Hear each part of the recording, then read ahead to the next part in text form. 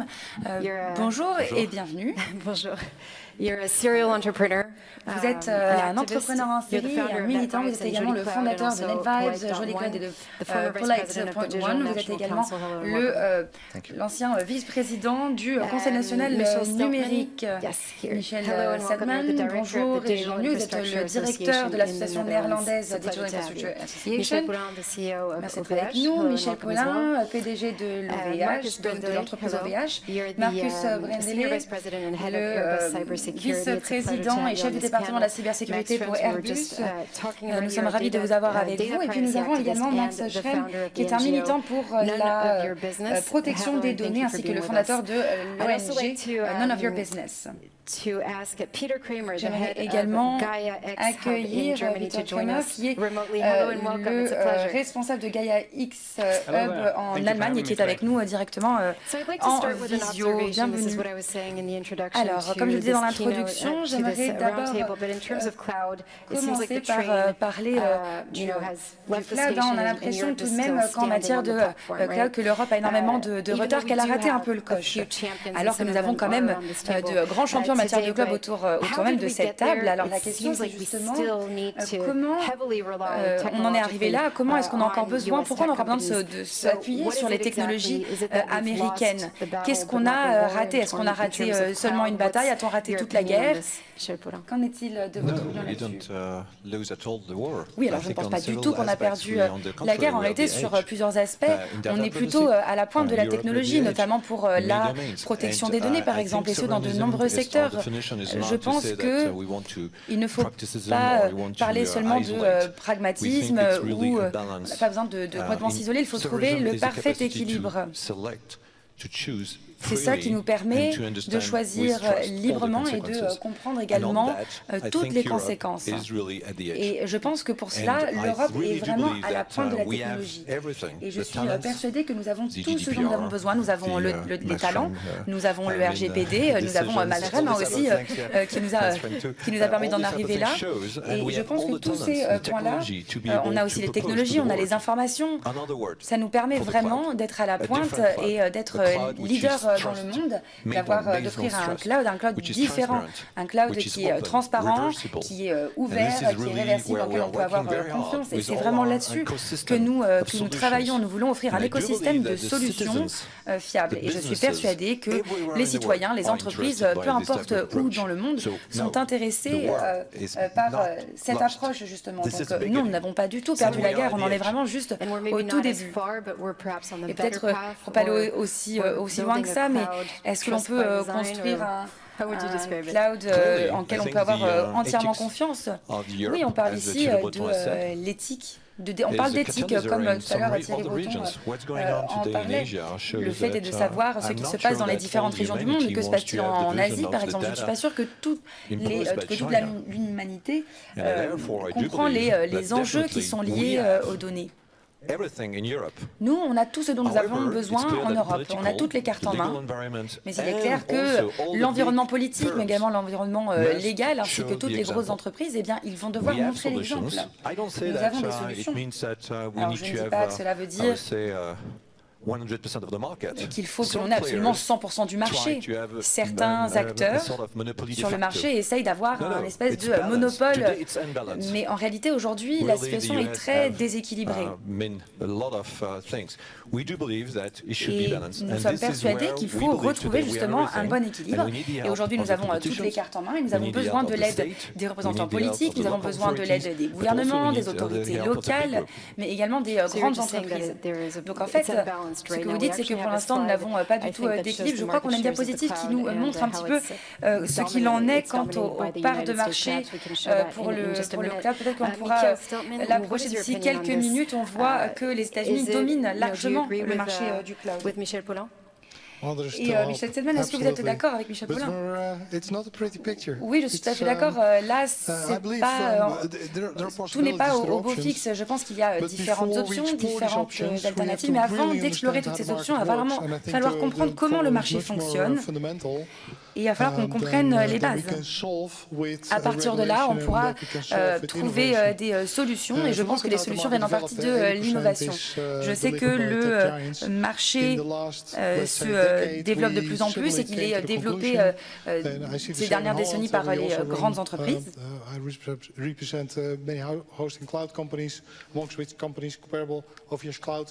Il y a aussi beaucoup d'entreprises hébergeurs et d'entreprises cloud.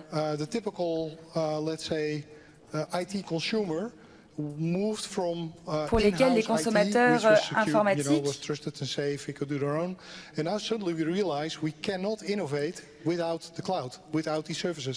souhaitent explorer d'autres options et on se rend compte qu'on ne peut pas innover sans le cloud aujourd'hui.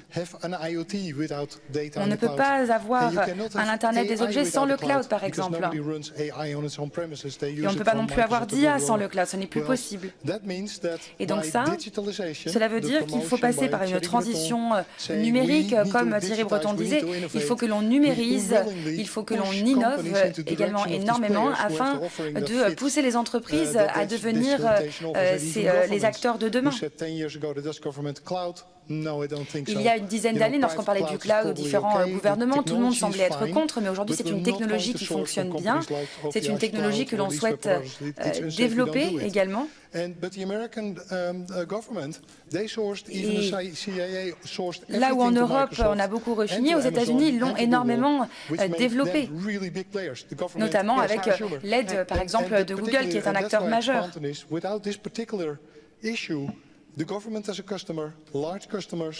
Et si on n'a pas ce problème, alors le cloud commence à avoir beaucoup plus d'utilisateurs aussi et donc à gagner des parts de marché. Et je pense que ça, c'est quelque chose que l'on a appris un peu à nos dépens. Et maintenant, il faut vraiment que l'on retrouve un très bon équilibre pour récupérer un peu des parts de marché sur le marché notamment européen. Peter Kramer disait, comme je disais tout à l'heure, vous êtes à la tête du hub Gaia X en Allemagne. Vous, qu'en est-il? Que pensez-vous de la position européenne en ce qui concerne le cloud? Alors, je suis peut-être très allemand là-dessus, mais moi, je n'ai pas du tout l'impression qu'on ait raté le coche.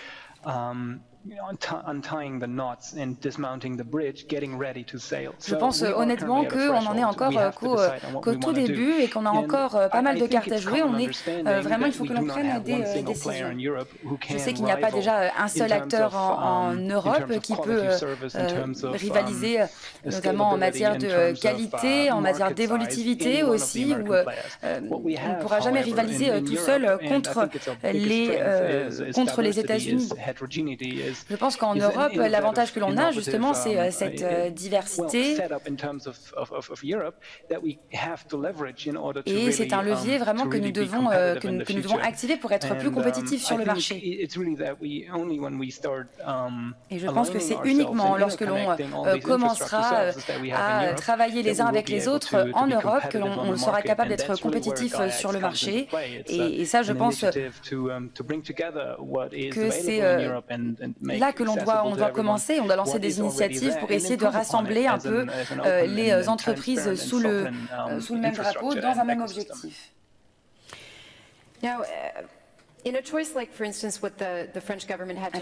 Par exemple, lorsqu'on parle du choix du gouvernement français, on sait qu'ils ont choisi Microsoft.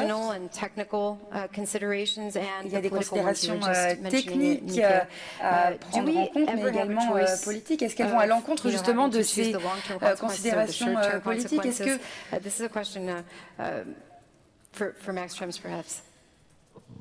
qu'en est-il des conséquences sur le court terme ou le long terme? Alors, si on reprend dès le début et qu'on dézoome, je pense qu'on en est sur les 20-30 premières années de l'industrialisation, et puis on est passé ensuite au libéralisme, et je pense que maintenant le monde a un peu rattrapé son retard.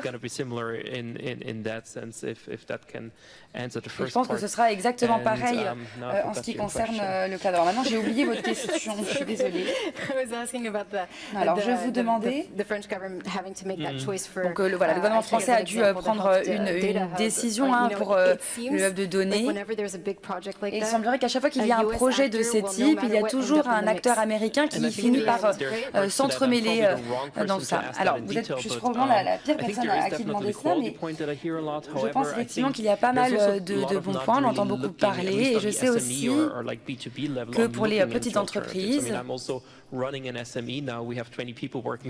j'ai une petite entreprise, par exemple, on est une vingtaine d'employés, et je sais que ça nous prend aussi beaucoup plus de temps de trouver de nouvelles solutions. On travaille au niveau européen, donc par exemple, il nous faut de la traduction pour tout. On a également nos bureaux sont en Allemagne, donc on gère tout depuis l'Allemagne, mais c'est pas forcément pratique. Toutes nos données ne sont pas forcément rassemblées sur un cloud. Et donc c'est vrai qu'au niveau de l'Europe, il va falloir vraiment à un moment donné qu'on rattrape un petit peu ce retard. Je pense qu'on a effectivement pris du retard, mais qu'on a encore le temps de se rattraper. Il y a un moment donné où on arrivera à se remettre au même niveau. Si on a une vision un peu complètement futuriste, je suis persuadée que d'ici une dizaine d'années, on en rigolera vraiment. Donc on a beaucoup de potentiel.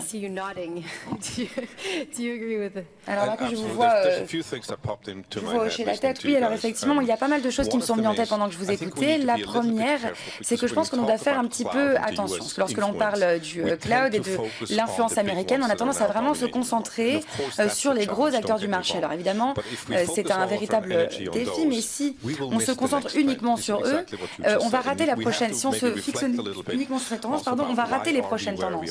Donc il faut se poser la question de savoir pourquoi on en est là où on en est. Il faut se demander pourquoi les États-Unis sont en avance, pourquoi Israël, par exemple, a rattrapé un peu le train en marche et nous pas encore. Donc il y a pas mal de choses à faire encore, beaucoup de travail à faire. On a déjà fait beaucoup de choses, on avance dans la bonne direction. Je sais qu'il y a beaucoup de petites entreprises qui développent de très belles technologies. Je pense qu'il faut reconnaître un petit peu aussi leur travail et sûrement utiliser des technologies qu'ils mettent à notre disposition. Et ça, c'est un défi que l'on a également en Europe, si on veut gagner cette guerre. Alors moi, je viens, je travaille pour un grand acteur, pour un leader du marché, mais je pense qu'il va falloir commencer par travailler davantage avec les petites entreprises, les aider à développer leur technologie afin de pouvoir rattraper un peu ce retard. Oui, peut-être qu'il faut également travailler avec, je ne sais pas, avec les universitaires comme les États-Unis. Eh bien, c'est assez intéressant. L'un d'entre mes collègues ici a dit qu'on avait toutes les cartes en main, qu'on a les talents, qu'on a tout ce qu'il faut. On a également les universités. Et ça, c'est quelque chose qui me frustre énormément. Je trouve que c'est frustrant de voir qu'on a tous les talents, qu'on a tout ce qu'il faut, et pourtant, on n'arrive pas à comprendre comment transformer ce talent en de nouvelles idées novatrices. On a des fonds européens pour l'horizon. On avait beaucoup de fonds européens pour l'horizon 2020. Et d'une certaine manière, on n'a toujours pas encore réussi à activer tous les leviers qu'on avait, à tirer le meilleur parti de ces avantages pour gagner cette guerre. Oui, alors ça, on voit que ce sont des technologies dans tous les secteurs. À chaque fois que l'on parle des différentes tables rondes, on dit qu'on a tous les talents, qu'on a les idées qu'il faut, les technologies qu'il faut, mais que généralement, on a du mal à se mettre au même niveau que les autres. Alors, lorsque l'on parle de la souveraineté numérique, on sait que ce sont des aspects un peu complémentaires. D'un côté, on a la souveraineté des technologies, et puis ensuite, on a la souveraineté par rapport aux données. Alors, par rapport aux technologies, je sais qu'il y a pas mal de problèmes. On essaye de créer un cloud souverain. Gaia X en est un très bon exemple. Et on va justement visionner ce petit reportage. Alors, la conviction première de Clydia, c'est que seule une industrie européenne forte pourra assurer la souveraineté numérique de l'Europe. Il y a d'autres initiatives dans ce domaine. La plus connue, c'est Gaia X. Et à nos yeux, elle a une approche différente et insuffisante, qui est de faire naître et de promouvoir des règles et des bonnes pratiques, mais sans privilégier, comme nous l'appelons de nos voeux, les acteurs européens. Nous constatons chez Scaleway qu'il y a un réel besoin d'agréger et de faire connaître la vision, l'expérience terrain des acteurs européens de l'écosystème notamment en termes de fournisseurs de technologies cloud que nous sommes. C'est le rôle que doit être amené à jouer Euclidia dans les prochains mois, justement pour faire écho à ses compétences locales. La réponse est oui, notamment parce que ces infrastructures sont multicouches. À l'heure de l'accélération de la transition de nos économies et nos sociétés vers le cloud, il est important d'appréhender la société numérique sous la forme d'un continuum, c'est-à-dire ces strates qui se succèdent. Et donc il faut appréhender toutes les composantes, une dimension physique incontournable, c'est-à-dire le data center, une dimension hardware, physique elle aussi au niveau des serveurs, des équipements réseau et de l'infrastructure de communication, et une dimension logicielle prépondérante aujourd'hui, notamment dans le cadre des hyperscalers, sans laquelle il n'existerait tout bonnement pas de solution cloud. Il est commun de dire depuis une dizaine d'années que le logiciel dévore le monde. Le cloud est l'incarnation de cet adage. Les PME et les chercheurs européens sont à l'origine des principales innovations dans ce domaine. Que l'on parle de virtualisation, d'orchestration, de plateformes as a service, etc. La réponse évidemment est oui, même si quelque part nous sommes tous habitués à utiliser les outils des GAFAM. Ce n'est pas pour autant que les acteurs régionaux, européens notamment, n'ont pas la capacité de fournir l'essentiel des services équivalents. Avec 20% de ce que proposent les GAFAM, on peut répondre à 80% des besoins. Et là, je parle bien évidemment du cloud. Par ailleurs, il y a une notion qui fait écho à la concurrence autour d'une composante commoditaire comme le cloud, c'est-à-dire du calcul, du stockage et du transit. Et aujourd'hui, une approche multi-cloud consiste à abstraire cette commodité pour pouvoir la consommer de manière indifférente entre les acteurs cloud. Le recours au logiciel libre n'est certainement pas la seule solution, mais c'est assurément un atout très important qui n'est pas assez mis en avant dans la politique actuelle, et notamment la politique en France. Il faut se rappeler que la filière du logiciel libre est une filière d'excellence, au moins en France et en Allemagne, ainsi que dans quelques autres pays européens. Rien qu'en France, le marché du logiciel libre représente 10% du marché informatique, soit environ 5 milliards d'euros de chiffre d'affaires annuel, et avec de nombreux leaders dans leur domaine. Donc il nous semble très logique de s'appuyer sur cet écosystème qui, par ailleurs, est déjà sensibilisé depuis plus de 20 ans au sujet de la souveraineté numérique et d'encourager son développement. Alors l'Europe est une plateforme économique puissante, ou en tout cas avec beaucoup de potentiel, et l'objectif consiste à éduquer le marché sur nos capacités réelles. Et Euclidia va jouer son rôle justement pour mettre en avant ces acteurs qui ont à la fois les compétences pour répondre aux besoins en cloud sur des besoins commoditaires d'une part, et d'autre part mettre en exergue la capacité européenne d'innover, notamment sur des sujets qui ont eux-mêmes permis aux acteurs américains de créer le cloud d'aujourd'hui. Une des plus connues, par exemple, c'est le World Wide Web, inventé par Tim Berners-Lee en Europe, en Suisse. Euclidia a clairement été créé justement pour engager un dialogue avec les institutions européennes et les autorités françaises pour permettre de créer et de mettre en place une vraie politique industrielle autour du cloud. Il est trop facile de se dire que les Américains ont les meilleures solutions et donc il faut créer des solutions intermédiaires, hybrides, qui fonctionnent sous licence. On peut aller beaucoup plus loin. Donc la première chose, c'est une prise de conscience qui est nécessaire au niveau des institutions. Et donc Euclidia est là pour engager cette conversation et démontrer, prouver que nous avons bien chez nous déjà les compétences pour le faire. Ensuite, il y a d'autres grandes puissances qui ont développé des politiques industrielles audacieuses et donc il faut aller chercher aussi ailleurs des modèles qui ont véritablement apporté des réponses locales, régionales. Je pense à la Corée du Sud, par exemple, qui a réussi, malgré un marché extrêmement ouvert, à créer des acteurs dominants régionaux. Et enfin, les politiques publiques pêchent justement car elles vont plutôt favoriser le financement de l'innovation au niveau des écosystèmes plutôt que de focaliser leur attention sur l'achat direct des politiques publiques. Et c'est bien cela qui, à mon avis, permettrait de raccrocher ces potentialités industrielles européennes à une économie réelle, ancrée localement. Je voudrais avoir vos réactions à cette vidéo. Tarek Karim, what did you think of what you've been hearing? Qu'est-ce que vous avez pensé de ce qui s'est dit? Il y a beaucoup de thèmes qui ont été mentionnés. Oui, absolument, dit Tarek. À chaque fois qu'on parle d'Europe et de technologie, on oublie que nous avons inventé le web, la partie avant de l'Internet et aussi la partie arrière de l'Internet. Linux, qui c'était en 1991 et en 1993, pour être très précis. Et on se demande comment est-il possible qu'on ait créé les briques fondamentales de l'Internet. VoIP, il y a beaucoup de choses, IOCM, et il y a beaucoup de choses où nous faisons partie de vivier de talents, de développeurs et de hackers, qui est formidable. Mais si on y pense, en 1993, quelle était la priorité de l'Europe? Le diesel propre.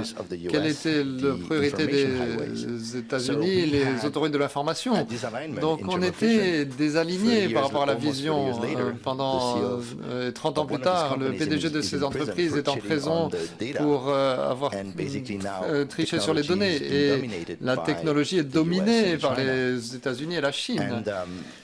Et je pense, en tant qu'entrepreneur, je me concentre plus sur les consommateurs.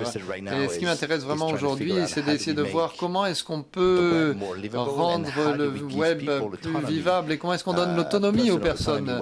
Ce qu'on appelle l'autosouveraineté. C'est vraiment une question des entreprises. Mais cette question signifie qu'on doit regarder dans quel monde nous voulons vivre. Comment est-ce qu'on rend l'Internet vivable pour nous en Europe sur la base de nos valeurs? Et c'est quelque chose, et Michel et Max l'ont dit tout à l'heure, ce qui est fascinant, c'est que dans le passé, quand vous avez votre ordinateur et que vous l'ouvriez, vous voulez concevoir votre environnement. Oh, je vais acheter ce clavier, je vais organiser ma vie numérique. Donc c'est formidable et c'est facile à utiliser. Mais maintenant, on allume son téléphone et l'entièreté de ce qu'on fait a été conçu par quelqu'un d'autre. Et vous ne pouvez pas vraiment changer cela. Donc j'ai fait un calcul avec des amis. Je connais les fondateurs de ces entreprises, des ingénieurs clés, mais peut-être à peu près 200 personnes, pas plus de 200 personnes, ont conçu l'entièreté de ce que nous utilisons chaque jour. Et c'est des gens bien, certains sont sympas, mais ils n'ont aucune idée de comment, le reste n'a aucune idée de comment les choses fonctionnent. J'ai un ami qui disait, j'étais en Afrique quelques fois, ça ne te rend pas qualifié pour désigner une appli là-bas, ou en Europe vous êtes cool, vous aimez l'art, la culture, la nourriture, mais dans le même temps la vision du monde a été produite. Et c'est la même chose avec le cloud. Et ce que je trouve intéressant avec les entreprises européennes, c'est tout d'abord l'énergie, elle est plus écologique, il y a eu un très gros effort sur comment produire les choses, comment est-ce qu'on consomme. Et d'une certaine manière, les États-Unis ont une vision très différente. C'est la productivité, la très grande échelle, la consommation d'énergie. On brûle les ordinateurs tous les 3 ans au lieu de 5 ans ou 7 ans avant parce qu'on doit faire toujours plus.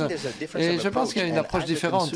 Et en tant que consommateur européen, je sais que la viande que je mange a un certain niveau de qualité, le produit qu'on achète pour les enfants a été validé. Et il y a un niveau de confiance.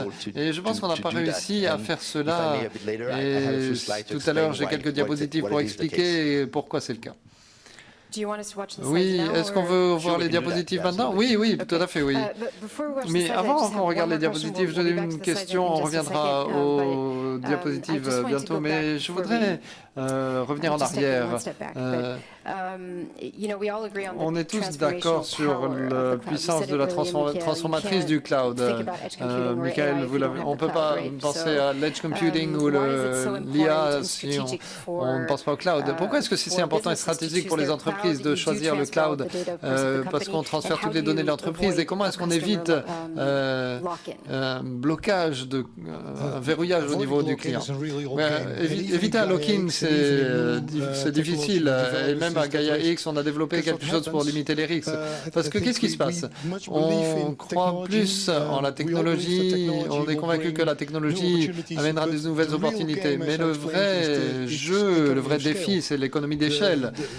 Et l'entreprise qui peut croître et atteindre une échelle le plus rapidement devient le dominateur. Et qu'est-ce qui se passe dans ce domaine particulier?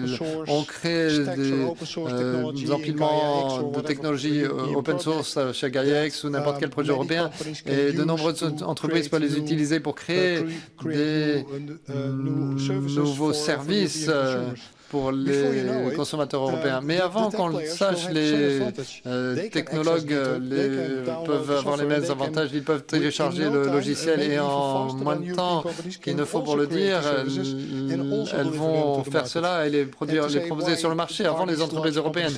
Et pourquoi est-ce que ces grandes entreprises sont sélectionnées? Parce qu'elles ont une bonne qualité, et comme on l'a entendu, il y a des promesses, des revendications. Le seul problème, c'est le Privacy Shield qui les embête. Et je prévois que quand les géants technologiques vont offrir des services GaiaX, tout le monde va utiliser ces services de ces acteurs. Et qu'est-ce qui va se passer? On va avoir un lock-in de fournisseurs et on va modifier ou améliorer les services existants légèrement. Ils ajoutent toujours quelque chose de spécial parce que ça manque dans le domaine public.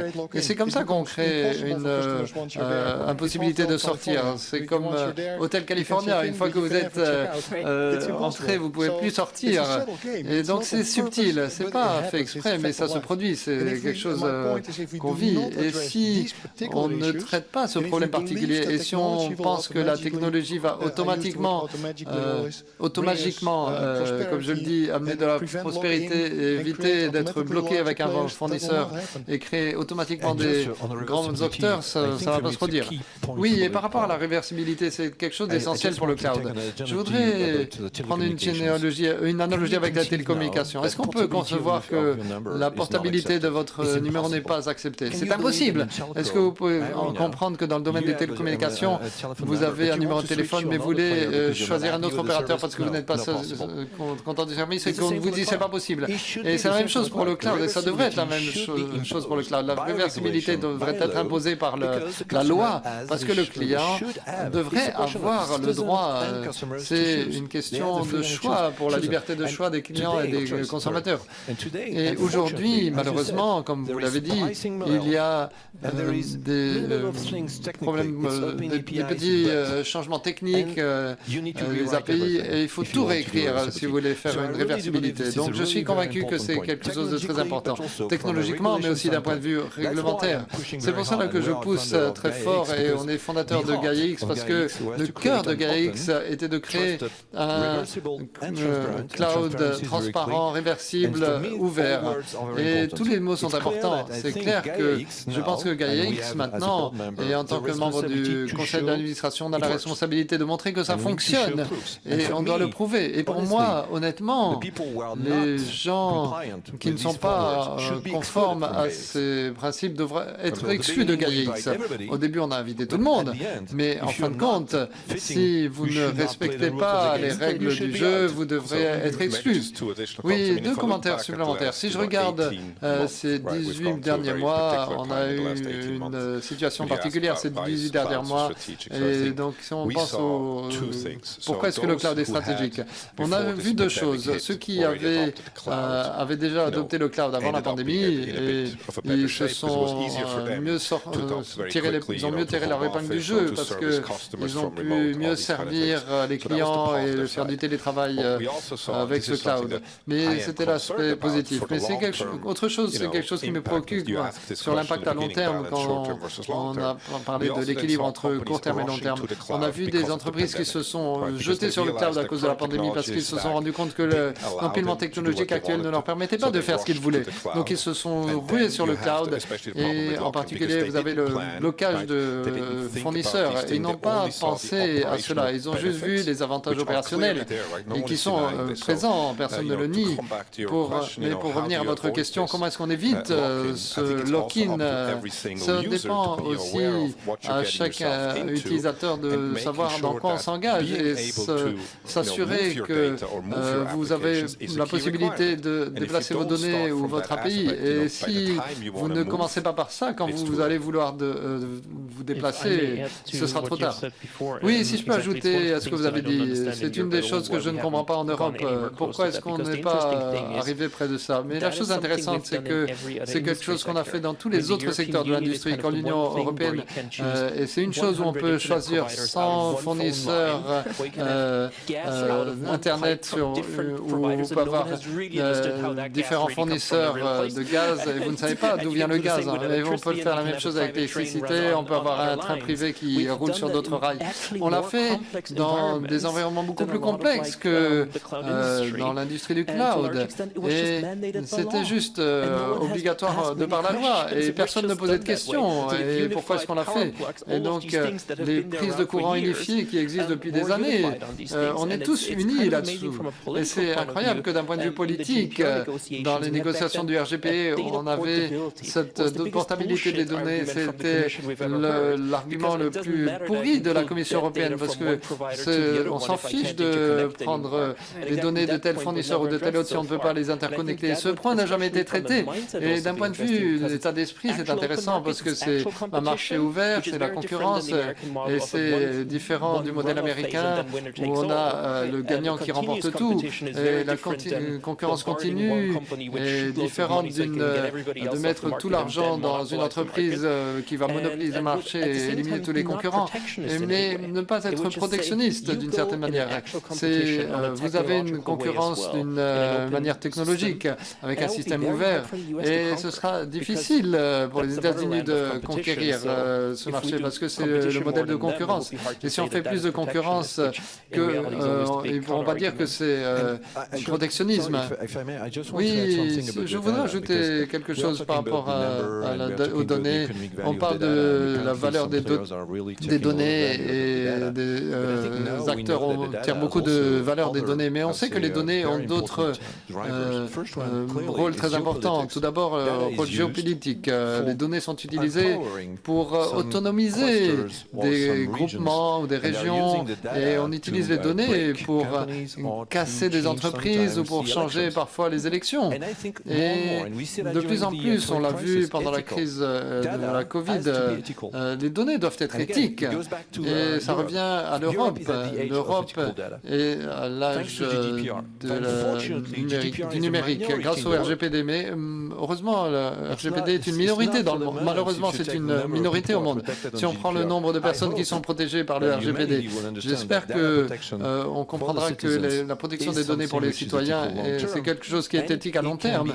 Et ça peut être en même temps une manière de travailler sur la réversibilité. Donc je suis convaincu que c'est important de comprendre que ce n'est pas seulement la technologie, c'est beaucoup plus que cela. Oui, tout à fait. Un autre point, jusqu'à il y a 5 ans, on ne considérait pas le cloud comme quelque chose de pertinent au niveau de la société en tant qu'infrastructure publique. On considérait cela comme un endroit exotique de la communauté informatique. On ne savait pas que les centres de données étaient structurés. Et toujours, les gouvernements se concentrent sur la 5G en tant que panacée pour numériser. Mais le cloud est important, les centres de données sont importants, l'interconnectivité, les câbles, l'Internet câblé, toutes ces choses sont importantes pour notre économie digitale moderne. Donc il faut en tenir compte.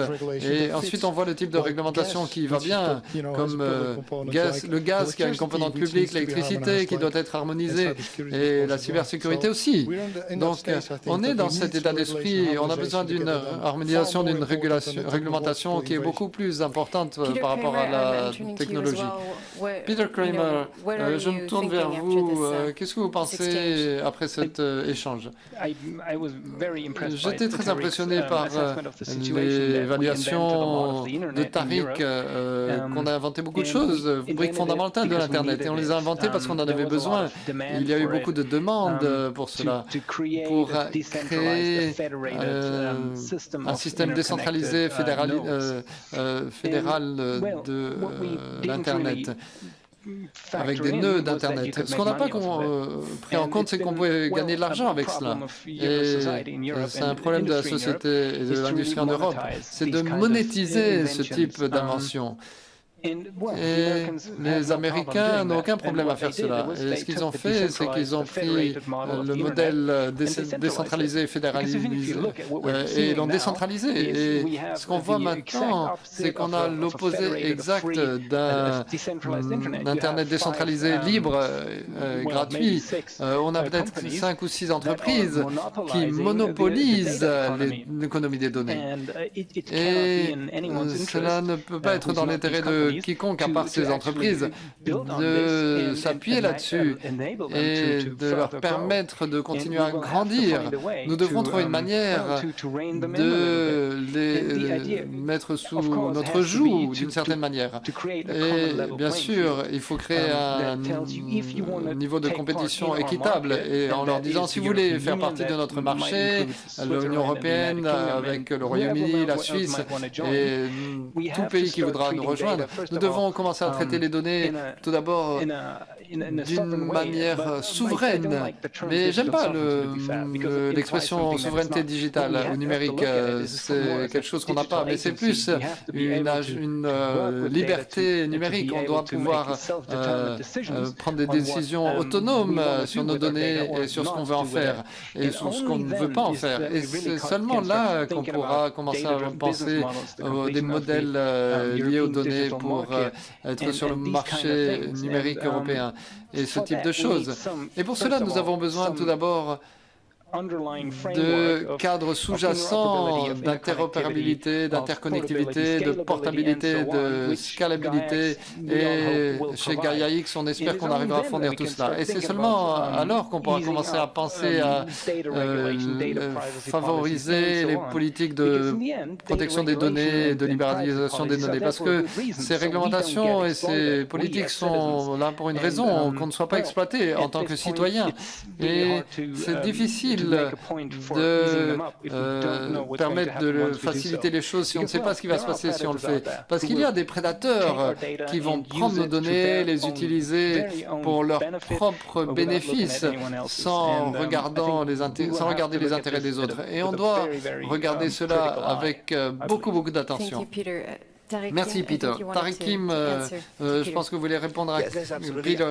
Oui, dit Tariq, je pense que tout d'abord, ces dernières années, nous avons découvert que la technologie était de la géopolitique. On s'est écrasé dans le monde de la géopolitique.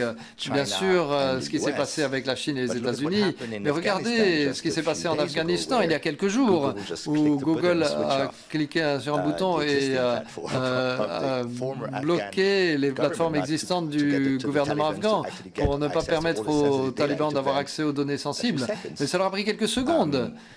Donc, d'une certaine manière, le problème de la géopolitique, c'est que ça va à l'encontre des idées antérieures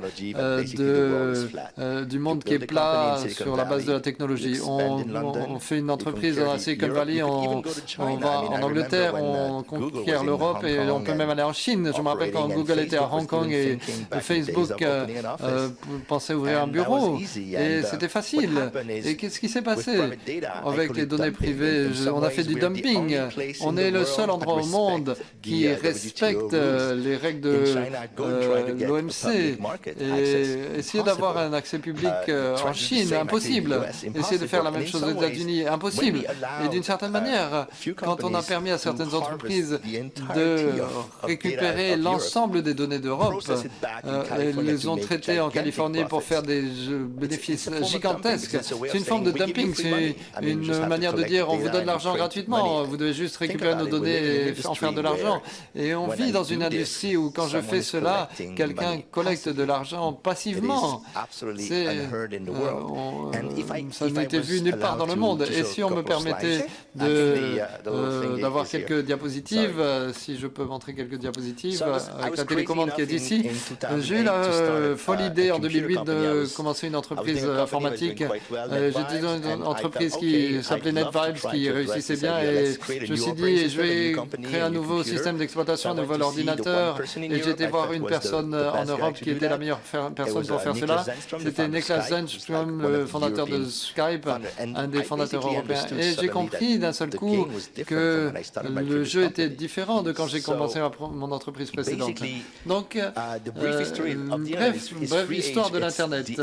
C'est l'Internet ouvert qu'on a connu quand on a commencé avec les ordinateurs. Tout était libre, on pouvait tout faire, ouvrir un serveur, vous voulez créer une entreprise, faire de l'argent, n'importe qui pouvait faire n'importe quoi. Et ensuite, on a eu l'iPhone et ce qu'on pourrait appeler l'Internet en boîte noire. Maintenant, j'ai un appareil, il me dit je devrais faire ceci, je dois me connecter avec cette personne sur une appli de rencontre, et on ne sait pas du tout comment ça fonctionne, c'est une boîte noire. Et on va dans une troisième ère qu'on appelle l'Internet féodal, qui est comme au Moyen-Âge. Si vous êtes le seigneur, vous collectez la dîme, c'était la taxe, vous donnez privé. Et nous, on travaille pour créer le système, et le système gagne de l'argent passivement. C'est quelque chose qu'on n'a jamais vu.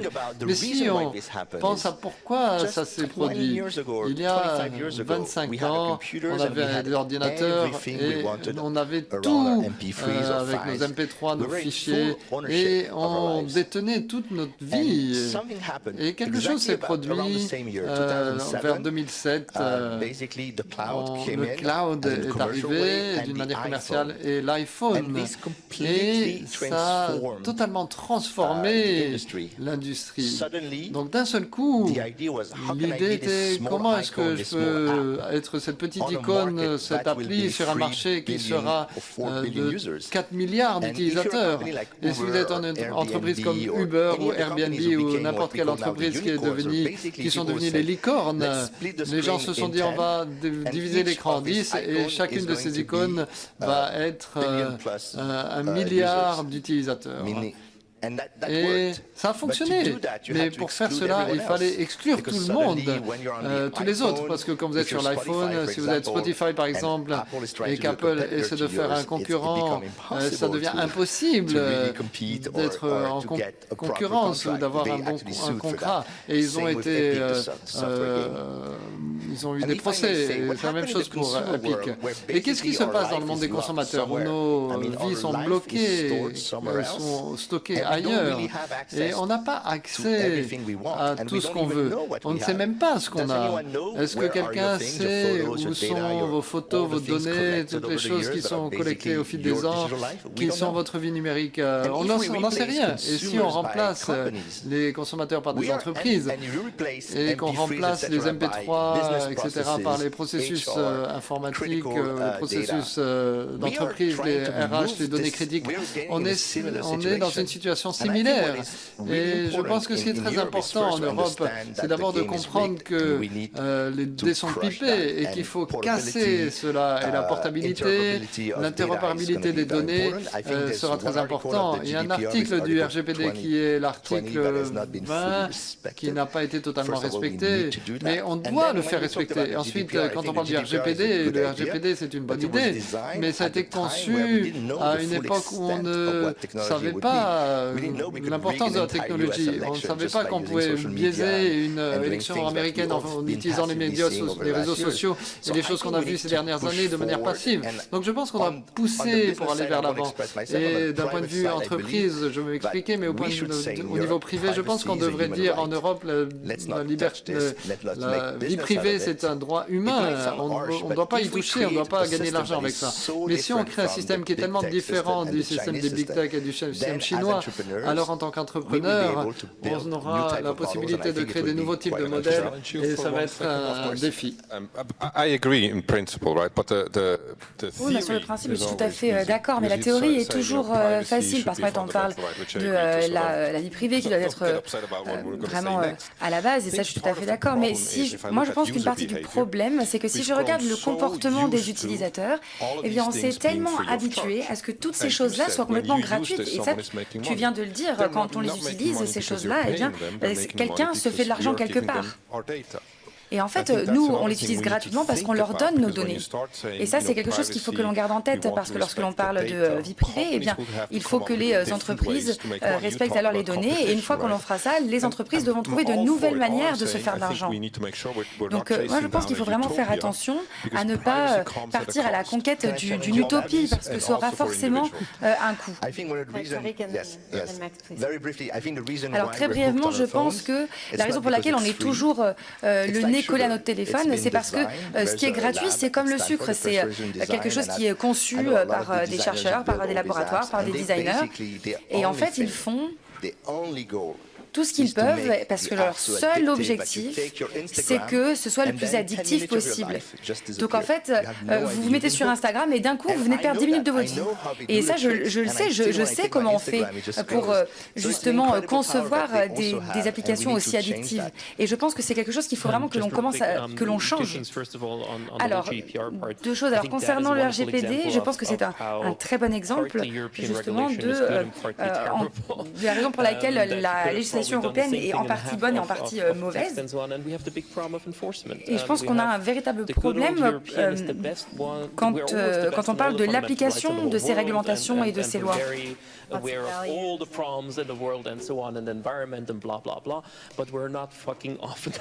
Pour le moment, on n'est pas capable de mettre en pratique tout ce que l'on met sur le papier. Et moi, je sais que j'ai étudié plusieurs mois justement pour savoir si on était capable de mettre en place les lois que l'on élaborait. Donc en fait, à moins d'être particulièrement agressif dans la mise en place, dans l'implémentation de ces lois, eh bien dans ce cas, on n'arrive pas à les appliquer. Et du côté un peu plus business, je pense qu'on a pas mal parlé des modèles économiques. Et en fait, l'idée de dire qu'on paie avec nos données, eh bien, l'idée, le concept aurait été un petit peu plus complexe que ça. Si l'on regarde pas mal les publicités, tout simplement, on voit que la plupart des publicités ne sont pas tant personnalisée. Si vous allumez votre télé, vous voyez de la pub qui n'est pas du tout personnalisée puisque personne n'est traqué là-dessus et pourtant ils se font encore beaucoup d'argent. Donc en fait, il y a toujours des différences. Je pense que la pub personnalisée est un concept encore différent. Si vous êtes un journal, par exemple, vous faites plus d'argent en vendant les données de vos lecteurs à Facebook qu'en mettant des publicités sponsorisées ou en écrivant des articles. Donc en réalité, les États-Unis, ils sont particulièrement doués en marketing, ils sont très très bons pour se faire passer pour plus grands qu'ils ne sont. Et d'une certaine manière, ils arrivent vraiment à nous semer des idées en tête. Et ça, je pense que c'est la manière dont ils s'en sortent le mieux, alors qu'en Europe, on n'est vraiment pas bon là-dessus. Et c'est peut-être également là-dessus qu'il va falloir travailler, il va falloir qu'on regarde ça en tête, il va falloir que l'on trouve des outils peut-être différents, qu'on explore d'autres options. Chez nous, en Europe, les lois sont différentes, les consommateurs sont différents, les comportements, les cultures sont différentes. Donc, on aura sûrement des solutions qui seront différentes que celles que l'on a aux États-Unis ou en Chine. Alors, je crois que là, ça fait un petit peu plus d'1 an depuis le Max Schrems. Depuis donc la deuxième décision de la Cour de justice justice européenne pour le transfert des données vers les États-Unis. Que s'est-il passé depuis cette décision de justice? Est-ce que tu penses que l'on est toujours dans la bonne direction? Eh bien, en fait, la première plainte que j'ai posée, c'était en 2013 en réalité. Donc en fait, c'est en 2013 qu'on a décidé de faire appel à la Cour de justice et en réalité, il n'y a pas eu tant de conséquences. Nous, on a un petit peu l'impression tout de même que certaines industries se sont rendues compte que ça ne se passerait pas forcément bien pour tout le monde.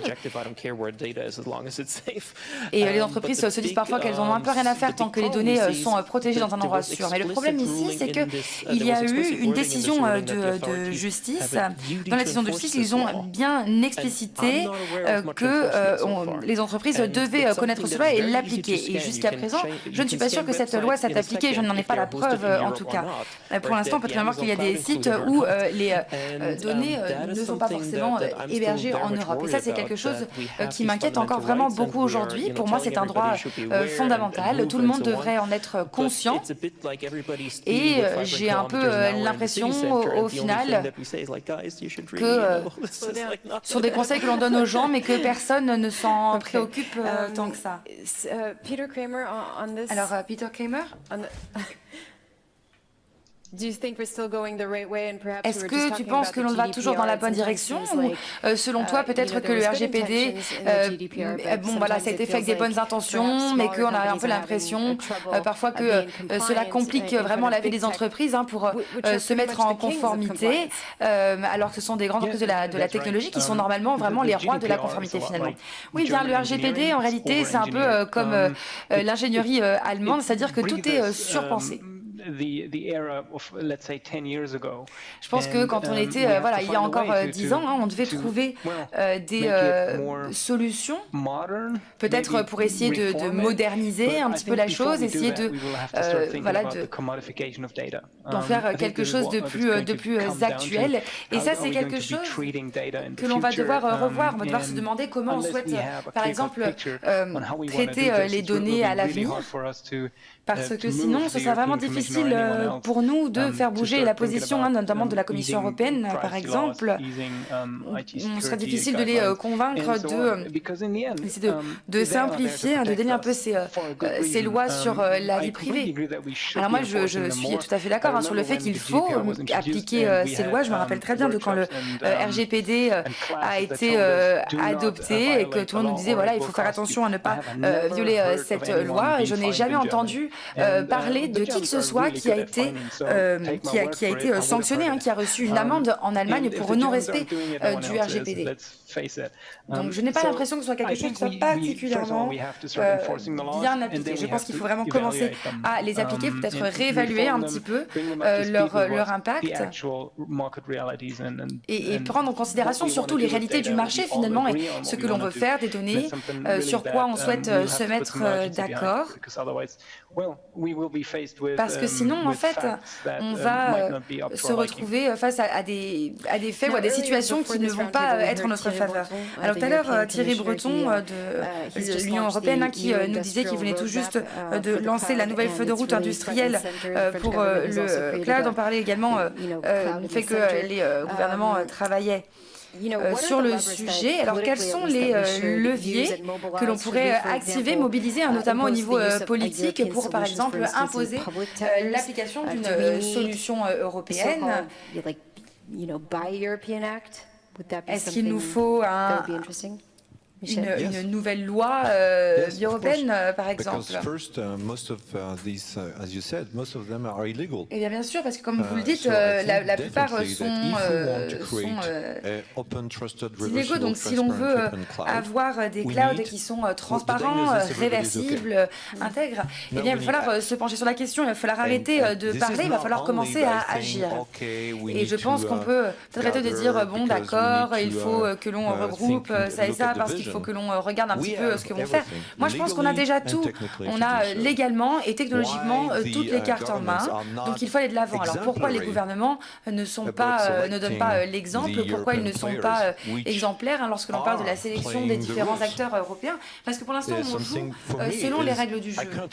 Et alors, vraiment, moi, j'ai du mal à comprendre pourquoi. Je pense que vous l'avez mentionné tout à l'heure, et moi, je ne comprends pas. Je ne comprends pas pourquoi on en est bloqué là. On ne nous a jamais demandé, on n'a jamais été consulté pour savoir si on était capable ou pas de développer ce genre de technologie, de répondre à ces besoins. Mais il n'y a pas eu d'appel d'offres, par exemple.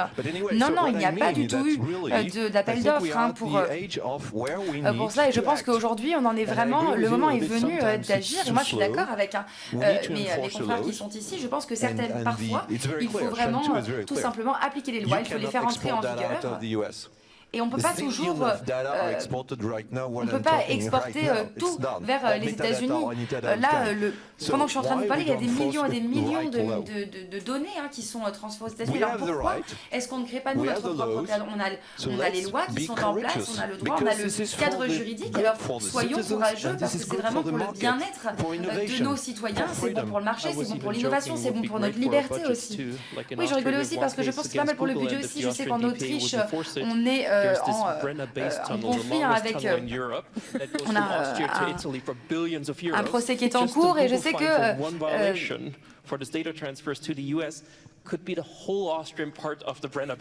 qu'en réalité, une entreprise pouvait se retrouver à payer des millions et des millions d'euros pour le transfert de données vers les États-Unis. Et en fait, avec une seule amende pour ces données, on pourrait construire, je ne sais pas moi, des dizaines et des dizaines de rails, de nouvelles voies ferroviaires, par exemple. Donc c'est vraiment, c'est fou quand on y pense. En fait, le problème ici, c'est pas Google. Le problème, c'est que les entreprises... elles arrivent à externaliser vraiment vers Google, Amazon, etc. Et en fait, c'est pour ça qu'il est devenu impossible, c'est devenu un dilemme impossible de savoir si oui ou non bien appliquer ces lois en Europe. Je sais qu'aux Pays-Bas, beaucoup nous disent, voilà, on a vraiment le cul entre deux chaises, si je puis dire, parce qu'on ne sait plus vraiment quelle solution choisir, parce qu'on est dans tel cloud et maintenant il faut qu'on passe dans un autre cloud. Et qui c'est qui va nous garantir que le cloud vers lequel on est en train de passer est finalement plus sécurisé que l'autre, qu'il est meilleur que l'autre, puisque la plupart des centres de données européens, notamment lorsqu'on parle aussi avec les acteurs américains, la plupart sont similaires. Oui, et je pense effectivement que l'on devrait partir de là. Peut-être que si dans ce cadre, on va rester dans ce cadre pour les 3 prochaines années. Moi, quand j'ai des discussions là-dessus avec les grosses entreprises technologiques américaines, on nous dit souvent que les consommateurs européens ne les poussent pas suffisamment. Donc ils ont du mal à se dire qu'ils vont séparer les clouds européens des autres. Parce qu'en fait, c'est comme si tout le monde se pointait du doigt finalement et personne n'agit. La Commission vraiment blâme les États-Unis blâme le gouvernement qui blâme quelqu'un d'autre. Et donc en fait, ça ne s'arrête jamais. Oui, alors moi je pense que, en fait, même si c'est vrai, les amendes ne peuvent pas faire partie de notre modèle économique. Je suis persuadée qu'il faut inventer un avenir différent. On l'a dit, on a tout. On a des bonnes entreprises qui s'occupent de l'hébergement, qui sont capables d'offrir des services de qualité, comme je disais tout à l'heure. Le cloud également, c'est un logiciel et on a d'incroyables ingénieurs logiciels. Je sais qu'un de mes amis est un pionnier en la matière. On m'a toujours dit que finalement c'était très simple. Il nous faut juste un ordinateur, une source électrique et un cerveau finalement. Et on a des super écoles, des super universités, on a des très bons ingénieurs en Europe. Et une fois que l'on a une vision globale en Europe, et je pense qu'il faut s'assurer vraiment que l'on définisse vraiment qui on veut être en Europe. Nous savons qui nous sommes dans le monde physique. Nous savons pertinemment que si nous allons à l'hôpital, par exemple, qu'on sera pris en charge gratuitement. On connaît ces choses physiques et on a besoin également de savoir qui on est dans le monde numérique. Et ceci dit, Une fois qu'on a toutes ces règles, il faut en faire quelque chose. Il ne faut pas innover pour faire ce que les États-Unis ont fait il y a 5 ans. Il faut innover pour faire quelque chose de nouveau. Je sais que ça fait peur, mais le continent européen a les cartes en main pour innover de nouvelles choses. Et ce n'est pas, les mêmes grosses entreprises technologiques que la Silicon Valley. On n'est pas aussi bon que les Chinois. Il faut faire autre chose. Il faut innover. Et alors moi, je voulais juste partager très rapidement. Tu parlais tout à l'heure des stratégies cloud, alors sans pour autant rentrer dans les détails de ce qui est écrit dans le document. Je pense vraiment que c'est vraiment un grand pas en avant pour la France que d'établir une position sur ce sujet. Moi, je suis persuadée qu'ils sont critiqués, tout le monde va leur dire vous avez dû le faire comme ça ou bien le faire comme ci, enfin peu importe. Mais c'est important un peu de taper du poing dans la table et de commencer à travailler sur ces sujets, parce que lorsqu'on parle après du paysage européen, parce que en Europe, ce qui est important, c'est qu'on adopte justement une approche européenne, que l'on conserve notre souveraineté. Je pense qu'en Allemagne, c'est pareil. L'Allemagne, selon moi, devrait être le pays suivant. Si la France et l'Allemagne vraiment prennent le lead sur ces thématiques-là, on arrivera forcément à trouver un consensus. Donc pour moi, ça franchement, c'est essentiel. Ce que le gouvernement français a fait, c'est fondamental parce que c'est ce qui nous permet de nous mettre sur les rails. Oui, puis il y a l'Italie également qui a commencé à bouger également. Je suis tout à fait d'accord avec toi. Ce n'est loin d'être parfait, mais ce que le gouvernement français a fait, la décision qui a été prise, permet un petit peu de mettre le mouvement en marche. Comme tu l'as dit, ce n'est pas parfait, mais ça nous permet d'avancer. C'est important de dire oui. Alors, je refuse que l'on ait des problèmes au niveau que l'on est tout ça au niveau des autorités publiques si on n'est pas capable de protéger les données. Je pense que c'est vraiment une déclaration en fait très forte de préservation des données, et j'espère sincèrement que tout le monde va suivre et qu'on ira même encore un petit peu plus loin, parce que ça c'est vraiment clé. C'est particulièrement important que les autorités locales, et j'espère sincèrement qu'un jour la Commission européenne ira dans cette direction aussi d'ailleurs. Oui, je pense qu'il faut également que nos gouvernements nous encouragent un petit peu, notamment aux Pays-Bas. Je sais qu'aux Pays-Bas, on a une industrie d'hébergement et cloud qui est particulièrement importante. On a quand même beaucoup d'entreprises qui travaillent là-dessus, c'est même encore beaucoup plus important qu'en Italie. Alors oui, on est un petit pays, mais nous avons des politiques comme ça. Il faut savoir où est-ce que l'on tire nos sources, comment on fait pour faire des appels, comment on fait pour organiser des appels d'offres, etc. Tout ça, c'est vraiment clé, et il n'y aura aucune technologie ou innovation développée si l'on n'a pas ça. Donc moi, sincèrement, j'espère également que toi, tu pourras m'aider, que tu pourras aider mon gouvernement à m'aider, et de convaincre mon gouvernement pour leur dire qu'on a besoin de ces outils-là. Oui, c'est important, parce qu'une fois que l'Europe aura décidé d'agir, eh bien on va pouvoir créer un nouveau marché, un marché qui sera suffisamment important, suffisamment vaste pour que l'on puisse justement mettre en place ces investissements. Alors, Peter, est-ce que tu as envie d'ajouter quelque chose? Non, en réalité, je n'ai pas grand-chose à dire, je suis d'accord avec tout ce qui a été dit totalement. Ok, super, alors on arrive presque à la fin de cette table ronde. Du coup, j'aimerais vous parler un petit peu des consommateurs. Est-ce que vous pensez qu'ils sont tout à fait conscients des enjeux? Tout à l'heure, on disait justement que c'est tout, en fait, c'est tout tourné autour de la confiance. Donc, on voit par exemple ce qui s'est passé avec WhatsApp, avec toutes les personnes qui ont décidé de tourner le dos à WhatsApp et de se tourner vers d'autres applications. Est-ce que vous pensez que c'est un signe que les gens sont suffisamment sensibilisés, que dans la bonne direction? Le FIC a également fait des recommandations, et on parlait peut-être de développer des indicateurs de traçabilité, un outil de transparence, et peut-être de garantir aussi une solution qui soit 100% européenne. Est-ce que ça pourrait être une bonne solution? Donc alors peut-être ma première question, est-ce que vous pensez que les consommateurs sont suffisamment sensibilisés par rapport à ce qui se passe? Alors, je dirais souvent que les consommateurs, ils ont l'instinct de savoir si une situation est plutôt bonne ou si ça commence à partir dans la mauvaise direction.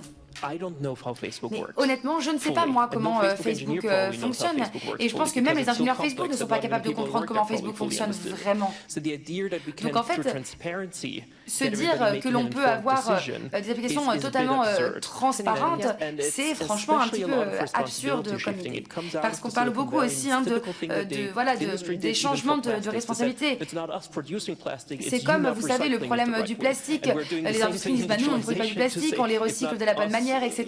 Et donc en fait, tout le monde se pointe un peu du doigt. Et donc là, c'est pareil, pour ces applications, ils diront simplement aux consommateurs, oui, mais vous ne lisez pas aussi les conditions d'utilisation et donc tout ce qui touche à le respect de la vie privée.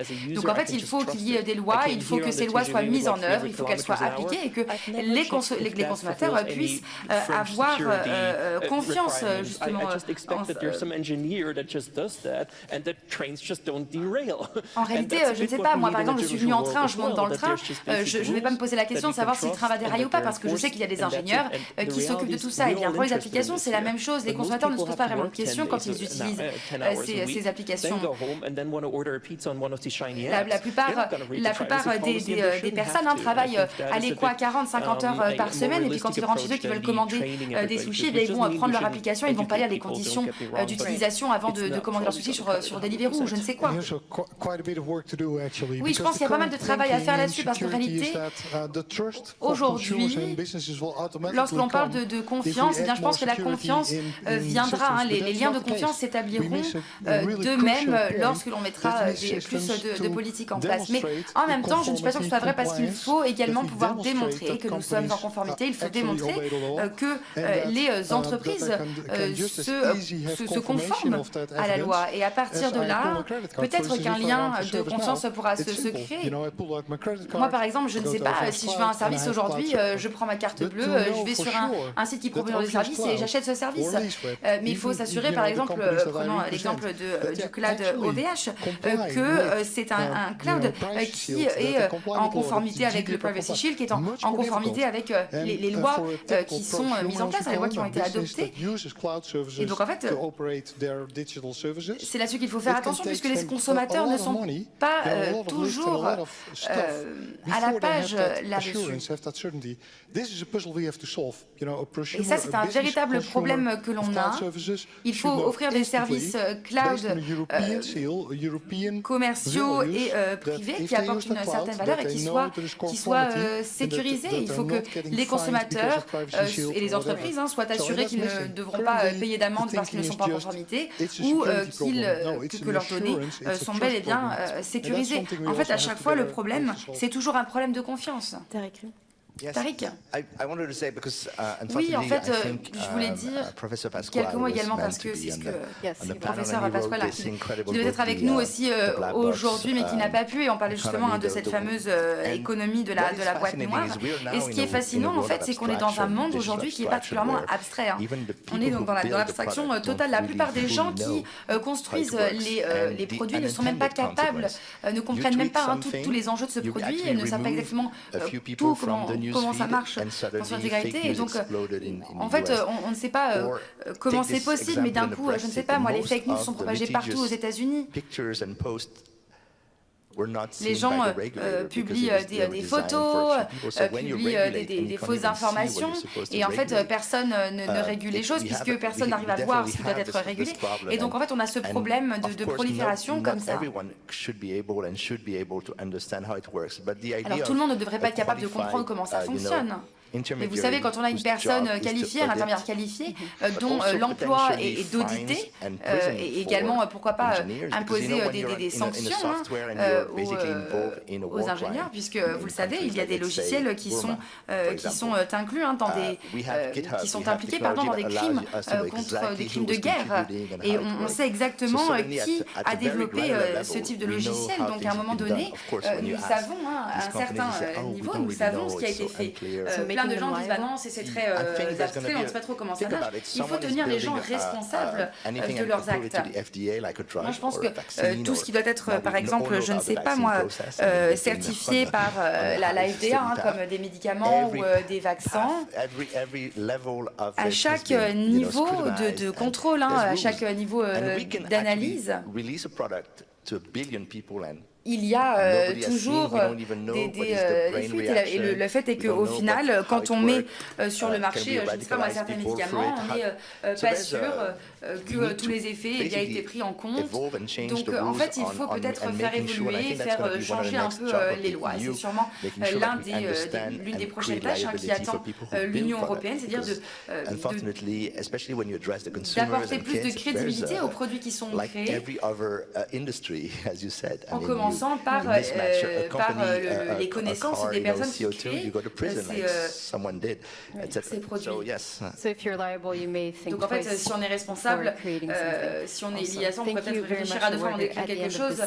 Merci infiniment de votre présence. C'était une discussion particulièrement fascinante. On arrive à la fin de cette table ronde. Alors vraiment, je vous remercie du fond du cœur pour votre participation.